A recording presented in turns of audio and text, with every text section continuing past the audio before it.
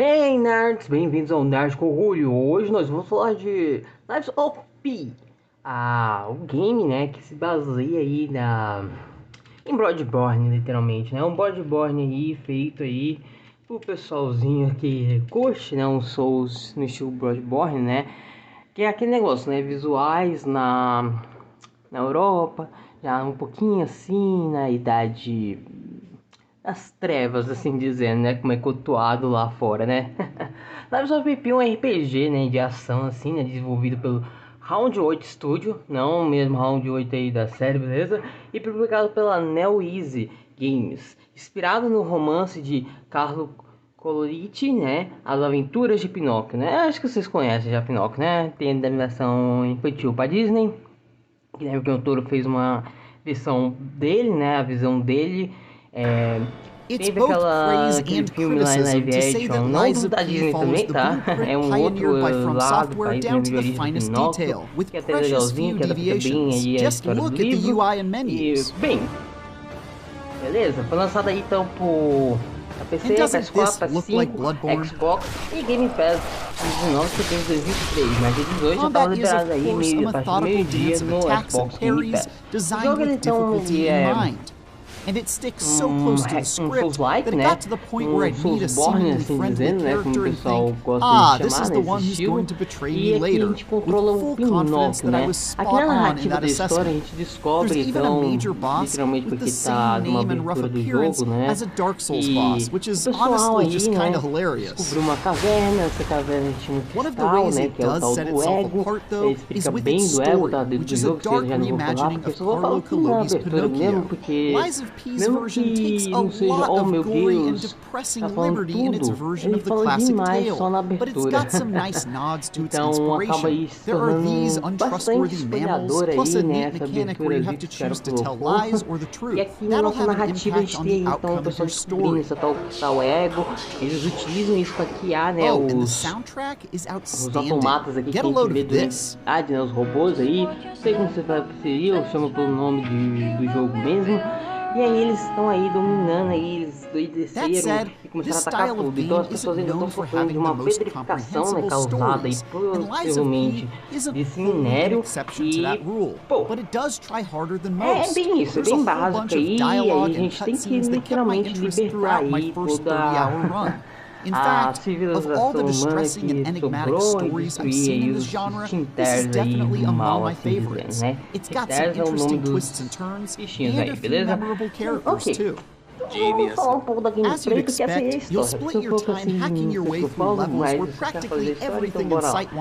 O jogo tem uma gameplay básica de um Souls-like, básica mesmo. RP pra dar um ataque fraco, RP pra dar um ataque forte, ou seja, R1, R2, forte, R1 fraco. Coisinha básica.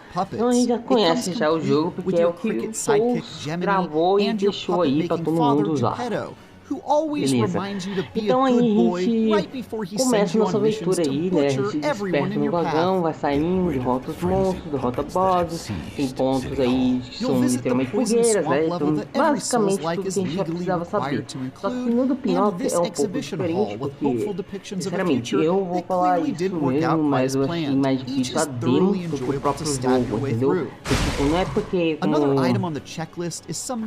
eu até fiz uma live ali na Twitch, nem dá mais pra assistir, mas qualquer jeito eu comentei no primeiro e tipo, ainda lembrava um pouco, mas ele era um pouquinho difícil, assim, porque não tinha aqueles acessos, então tipo, ali, a única coisa que eles fizeram diferente pra dar uma facilidade foi colocar literalmente um ponto de viagem rápida ou, né, de descanso bem na porta do boss, que eu achei bem mão de amigo mesmo. E o segundo é quando eu cheguei no segundo boss, que termina a demo.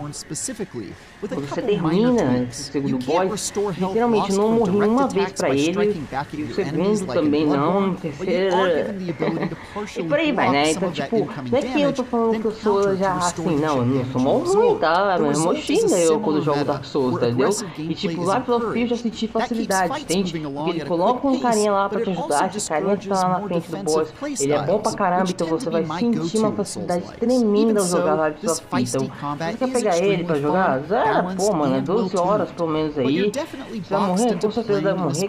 Pô, até os inimigos no meio da rua são mais difíceis do que o próprio boss, porque tipo, no boss você não vai ter tudo, entendeu? Tipo, não tô falando de chamar um pessoal aí e meter porrada no boss, né? Não é isso. Você tem uma ajuda de um PC que é bom pra caramba. Então, acabou.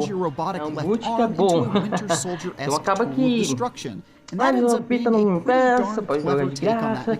Aí, assim, entre aspas, né? Você não tem Game Pass, pega ele aí pra conhecer os seus likes. Eu recomendo, assim, né? Tipo, não só ele, como o código também, são dois básicos do estilo seus likes. Então você pode pegar e jogar de boa. Então, é isso. Lives of P aí tem uma história boa, cenários bons, carregamentos de...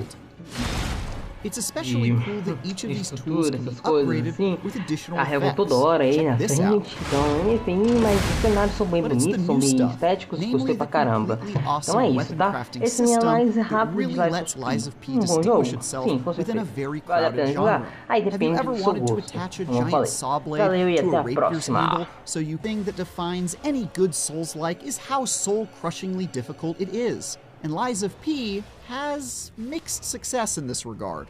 On one hand, nearly all of the world exploration where I was fighting your run-of-the-mill evil puppets and gross monsters was disappointingly easy, to the point where death was a rare occurrence throughout my playthroughs.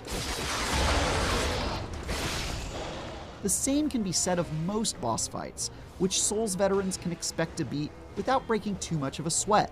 They're usually big, slow, and stupid creatures who are easily confused when you move behind or underneath them, and they telegraph all their attacks like they're in the WWE.